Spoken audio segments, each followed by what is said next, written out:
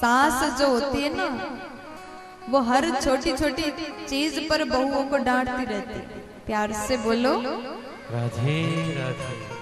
सास कौन होती है?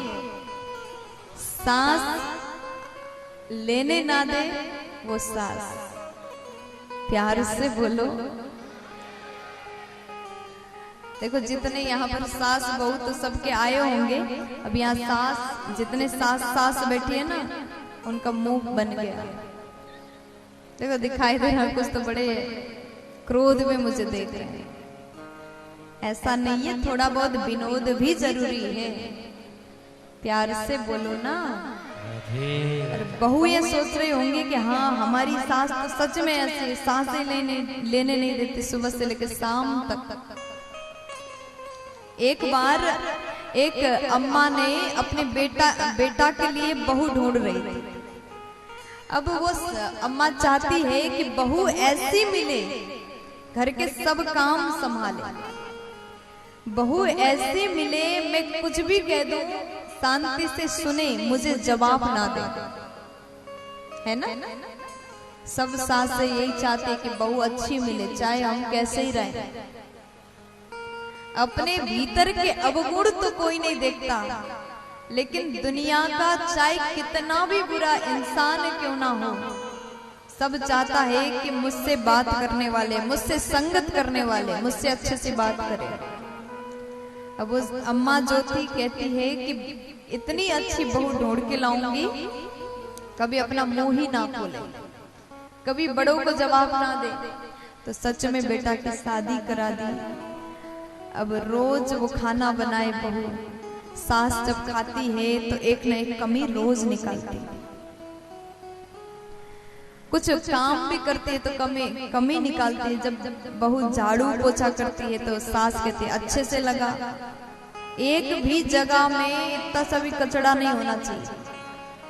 बर्तन धोए तो सास बोले कि बर्तन को ऐसे धोना बिल्कुल चमका करके, फिर पोंछ के रखना, एक भी बर्तन गीला नहीं होना चाहिए।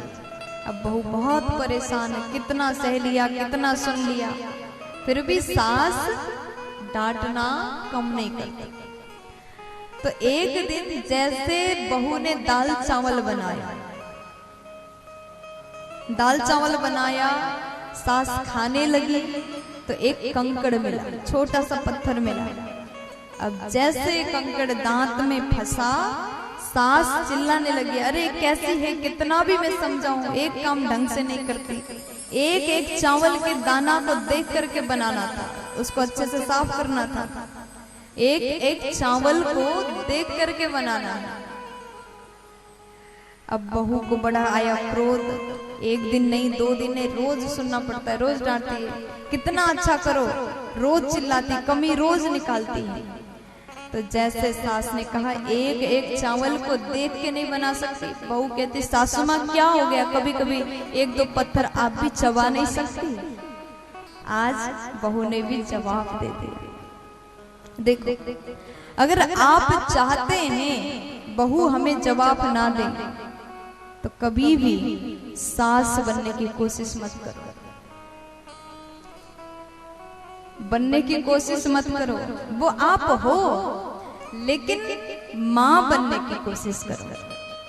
एक लड़की जब आपके घर में अपने माता पिता को छोड़ के आ जाती है, अपने माता पिता भाई बहन अपने पूरे रिश्तों को छोड़ करके केवल आपके घर में आ जाती है और पूर्ण रूप से आपके परिवार के हर सदस्य को अपना बना लेती है, लेकिन फिर भी आप उसी बहू में कमियां निकालते हैं। आप रोज ये देखते हैं कि बहू ने मेरे लिए भोजन कैसा बनाया, बहू ने मेरे लिए टाइम से चाय दिया नहीं दिया, ये रोज देख रहे हैं। लेकिन आप ये नहीं देख रहे वो लड़की आपके घर को संभालने के लिए अपने घर को छोड़ के आ गई। अगर सास मां बनने लग जाए ना तो उस घर में बहू सदैव प्रसन्न रहेगी। और शास्त्र कहते हैं जिस घर में नारी प्रसन्न रहे, जिस घर की बहू मुस्कुराते हुए रहे उस घर में अवश्य ही लक्ष्मी का वास होता है। बहू घर की लक्ष्मी होती है, इसलिए उसका कदर किया। अगर ऐसी बात बोल देते हैं तो कई बार जो सासें होती वो नाराज भी हो जाती है। देखो, कोई भी बात हो दोनों तरफ से, दोनों साइड से होना चाहिए। जब सास माँ बनने की कोशिश करे, माँ की तरह प्यार करे, माँ की तरह समझाए, माँ की तरह बोले, तो एक बहू को भी बहू बन के नहीं, बेटी बन के रहना चाहिए। बहू भी ये सोच ले कि कभी कभी हम गलती करते थे तो मायके में अपनी माँ भी तो डांटती थी, अपने पिताजी भी तो डांटते थे, उसी प्रकार सासू माँ ने भी थोड़ा सा डांट दिया तो क्या हो गया, उसे भी सुन लो। माँ समझ करके सुनोगे तो वो डांट भी प्यार लगेगा। अगर आप अपने घर में झगड़ा नहीं चाहते, आप चाहते हैं कि हमारे घर में हर कोई खुश रहे, घर के सभी लोग बड़े शांति से रहे, तो घर को स्वर्ग बना सकती है अगर घर के सास बहू में माँ बेटी के समान यद प्रेम हो जाए, तो वो नारियां मिलकर के घर को स्वर्ग बना सकती है।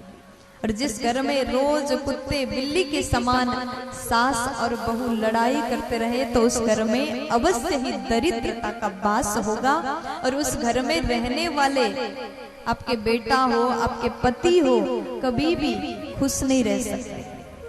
जब घर की नारी बड़े अच्छे से अपने गृहस्थ को संभाले, तभी जितने बाबा लोग होते हैं, जितने पति लोग होते हैं, वो बाहर जाकर के अपने काम में ध्यान लगा पाएंगे, अपने काम को अच्छे सही रूप से कर पाएंगे।